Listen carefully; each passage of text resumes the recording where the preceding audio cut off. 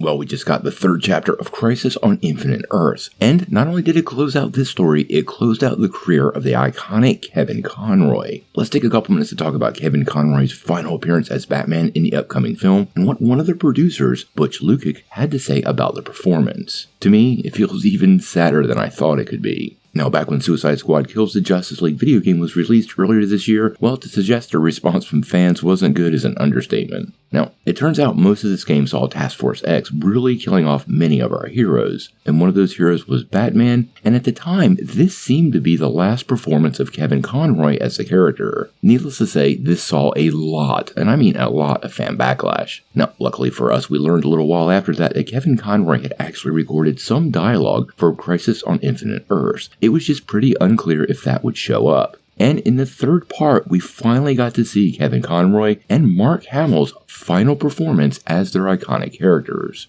Now, in the exchange, Kevin Conroy utters the line, "I care, Joker, about Gotham, about justice, and if it has to end, at least I go out like this, being Batman." Now, honestly, guys, given everything that has happened, this was one heck of a final line. And honestly, even though it was brief, it was an awesome tribute to the Batman animated series star, who actually died in 2022. Now, earlier this week, the team at Comic Book Movies spoke with longtime DC Animated Universe producer Butch Lukic about Crisis Part 3, and specifically Conroy's final time playing Batman. And what he had to say was not only interesting, but really touched my heart. In the interview, he said, "Originally, we obviously knew we were going to get Kevin to do Batman for the scene. We didn't know at the time, and I'm not sure if he knew because it was a year away from when he passed away. We were making jokes about it at the time, saying, 'This is your last Batman animated blah blah blah,' and he was laughing and making jokes about it too. In hindsight, it wasn't intended to be his final performance of the character, but it turned out to be that way, sadly. The lines he did were only 2 lines really, but he wanted to stick around and do the lines for the other Batman just for fun.